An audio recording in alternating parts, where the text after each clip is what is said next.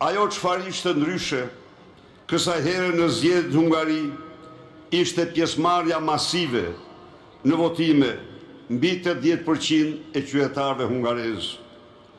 Kjo është arsyeja pse unë kam propozuar dhe kam insistuar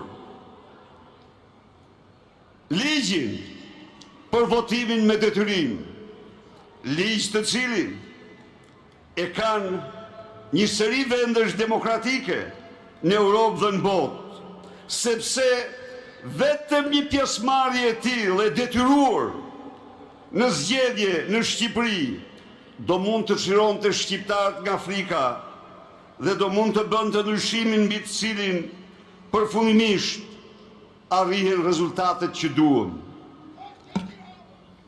Por sigurisht në Shqipëri një pjesëmarrje e tillë është ndaluar, është rrepsisht ndaluar. Është ndaluar nga thirrjet dhe kërcënimet e hapura të armikut të votës lirë shqiptarëve Edi Ramës ndaj qytetarëve për të mos dalë në sheshe dhe për të mos u paraqitur në votime në rast se ata nuk votojnë për Partinë Socialiste. Është ndaluar nga patronazhistët, policia politike e votës së lirë të shqiptarëve që u marrin kartat, letër njoftimet qytetarëve të cilët ditën e votimit nuk duhet të votojnë. Është ndaluar nga ndryshimet e vendodhjeve të qendrave të votimit. Pjesëmarrja masive në zgjedhje është ndaluar nga kërcënimet e krimit të organizuar mbi qytetarë, si dhe nga blerja masive e të drejtës së votës, pra blerja e pagesa për mosdaljen në votime dhe shumë mekanizmat e tjerë. Ndaj dhe kam një thirrje për çdo shqiptar. Mos prisni që Edi Rama të largohet nga drejtësia. E provoi këtë me Lubi Ballukun, ai e shumëzoi me zero drejtësinë që krijoi vetë, duke përdorur mandatet e krimit si mburoj. Mos prisni kur që Edi Rama të largohet nga ndërkombëtarët. Bashkimi Evropian dhe disa vende anëtare e treguan qartas se me Edi Ramën në rrugën e integrimit ka pengesa dhe të pakapërcyeshme. Një raport që duhet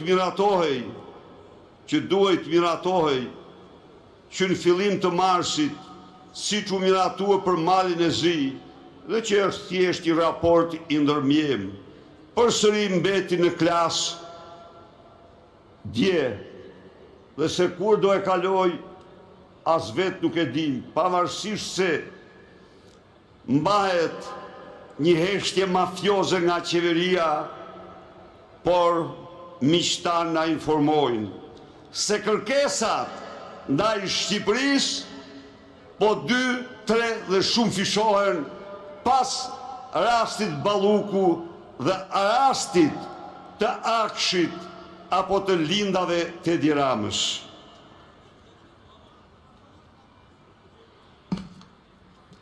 Zgjidhja pra është një dhe vetëm një, të bashkohemi në shesh, në masivitet dhe me qëndrueshmëri, kur ngritja jonë paqësore është rrugë e vetme shpëtimit të Shqipërisë.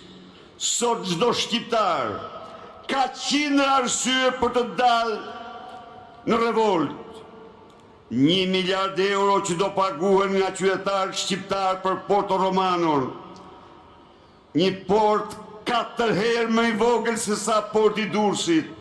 Janë sa 1 miliard arsye për revolt. Sepse me 1 miliard euro mund të shkonim, mund të bënim dyfishimin e të gjitha pensioneve të shqiptarëve. Me 1 miliard euro mund të dyfishoheshin të gjitha rrogat e shqiptarëve. Nëse Ne jemi kundra vjedhjes së qindra milion eurove nga familja Rama në kopshtin e saj privat Akshin, kundra vjedhjeve të 400 milion euro me incinerator, kundra vjedhjeve me çmimet stratosferike të rrugëve. Bashkohuni me ne në këtë kryerritje paqësore, sepse në këtë mënyrë mbrojmë jo vetëm pasuritë, jo vetëm taksat, po as gjithar mbrojmë nderin dhe dinjitetin tonë. Nuk shkelmohemi, nuk në përkëmbemi nga hajdut të cilët kanë moral vetëm hajnin. Nga kjo tribun do i drejtohem sot të gjithë qytetarëve të këtij vendit, se nëse doni uljen e çmimit të naftës, që sot është më i lartë në Europë, për shkak të taksës së Edi Ramës, është koha për të bashkuar në kryerritjen tonë paqësore. Heqja e taksës Rama mbi naftën, shitja e naftës në Shqipëri me çmimin që shitet në vendet përreth, është zotimi solemn i Partisë Demokratike. Nëse doni dyfishim në rrogave dhe pensioneve, shërbime dinjitoze, arsim shtetësi, të dashur qytetarë dhe qytetare, bashkohuni me ne në kryerritjen tonë paqësore. Ju drejtohem sot të gjithë të rinjve dhe të rejave, gjimnazistëve, studentëve të këtij vendi, nëse doni të ndërtoni në Shqipëri ëndrrën tuaj të bukur, bashkohuni me ne në kryerritjen tonë paqësore për shkollim, punësim, stehim të garantuar në dheun tuaj të dashur. Për të gjithë qytetarët e këtij vendi që duan zgjedhje të lira, si ato që u zhvilluan në vitin 2013 dhe sollën rotacionin, apo zgjedhje të cilat zhvillohen në Kosovë dhe vendet përreth, atëherë është koha për të bashkuar në kryerritjen tonë paqësore.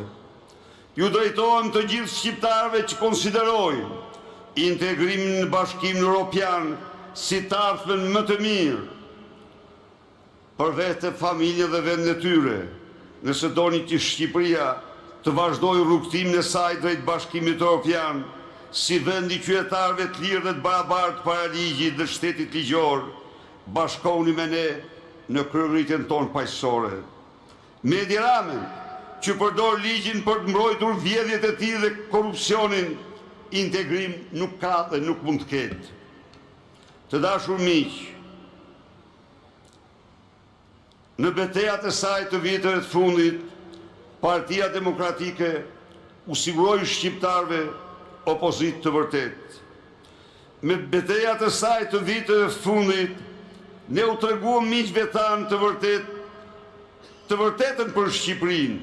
Tani në kilometrin e fundit, një aleancë e gjerë opozitës dhe qytetarëve shqiptar do bëjë të mundur rrëzimin përfundimtar të narkoshtetit të Edi Ramës, sepse shqiptarët nuk do lejojnë varfrimin dhe mjerimin, vjedhjen dhe dashkitjen e tyre të vazhdueshme, sepse shqiptarët nuk do të lejojnë më bllokimin e drejtësisë, nuk do lejojnë pengesa në rrugën e integrimit tyre europian, në mënyrë që Edi Rama të mbrojë miliardat që ka vjedhur dhe vazhdon të vjedhë.